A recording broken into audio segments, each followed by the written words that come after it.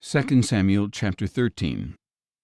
After some time, David's son Amnon fell in love with Tamar, the beautiful sister of David's son Absalom. Amnon was sick with frustration over his sister Tamar, for she was a virgin, and it seemed implausible for him to do anything to her. Now Amnon had a friend named Jonadab, the son of David's brother Shimeah. Jonadab was a very shrewd man, so he asked Amnon, "Why are you, the son of the king, so depressed morning after morning? Won't you tell me?" Amnon replied, "I am in love with Tamar, my brother Absalom's sister." Jonadab told him, "Lie down on your bed and pretend you are ill. When your father comes to see you, say to him, 'Please let my sister Tamar come and give me something to eat. Let her prepare it in my sight so I may watch her and eat it from her hand.'"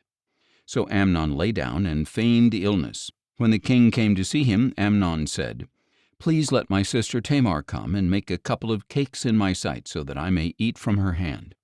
Then David sent word to Tamar at the palace, "Please go to the house of Amnon your brother and prepare a meal for him." So Tamar went to the house of her brother Amnon, who was lying down. She took some dough, kneaded it, made cakes in his sight, and baked them. Then she brought the pan and set it down before him, but he refused to eat. "Send everyone away," said Amnon, and everyone went out.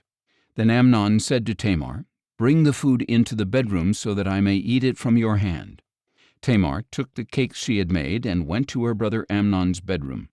And when she had brought them to him to eat, he took hold of her and said, "Come, lie with me, my sister." "No, my brother," she cried, "do not humiliate me, for such a thing should never be done in Israel. Do not do this disgraceful thing. Where could I ever take my shame? And you would be like one of the fools in Israel. Please speak to the king, for he will not withhold me from you." But Amnon refused to listen to her, and being stronger, he violated her and lay with her.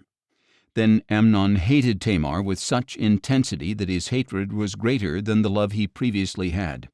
"Get up," he said to her, "be gone." "No," she replied, "sending me away is worse than this great wrong you have already done to me." But he refused to listen to her. Instead, he called to his attendant and said, "Throw this woman out and bolt the door behind her." So Amnon's attendant threw her out and bolted the door behind her. Now Tamar was wearing a robe of many colors, because this is what the king's virgin daughters wore. And Tamar put ashes on her head and tore her robe. And putting her hand on her head, she went away, crying bitterly. Her brother Absalom said to her, "Has your brother Amnon been with you? Be quiet for now, my sister. He is your brother. Do not take this thing to heart." So Tamar lived as a desolate woman in the house of her brother Absalom.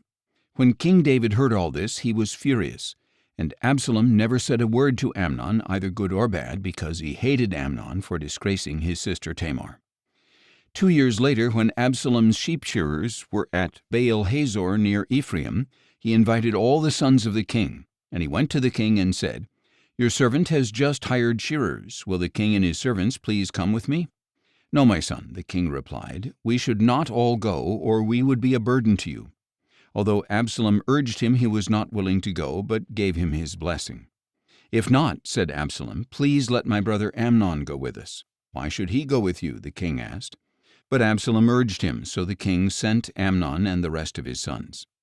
Now Absalom had ordered his young men, "Watch Amnon until his heart is merry with wine, and when I order you to strike Amnon down, you are to kill him. Do not be afraid. Have I not commanded you? Be courageous and valiant." So Absalom's young men did to Amnon just as Absalom had ordered. Then all the other sons of the king got up, and each one fled on his mule. While they were on the way, a report reached David, "Absalom has struck down all the sons of the king, not one of them is left." Then the king stood up, tore his clothes, and lay down on the ground, and all his servants stood by with their clothes torn. But Jonadab, the son of David's brother Shimeah, spoke up, "My lord must not think they have killed all the sons of the king, for only Amnon is dead. In fact, Absalom has planned this since the day Amnon violated his sister Tamar. So now, my lord the king, do not take to heart the report that all the sons of the king are dead. Only Amnon is dead." Meanwhile, Absalom had fled. When the young man standing watch looked up, he saw many people coming down the road west of him, along the side of the hill. And the watchman went and reported to the king, I see men coming from the direction of Horonaim along the side of the hill." So Jonadab said to the king, "Look, the sons of the king have arrived. It is just as your servant said." And as he finished speaking, the sons of the king came in, wailing loudly. Then the king and all his servants also wept very bitterly. Now Absalom fled and went to Talmai, son of Ammihud, the king of Geshur. But David mourned for his son every day. After Absalom had fled and gone to Geshur, he stayed there 3 years.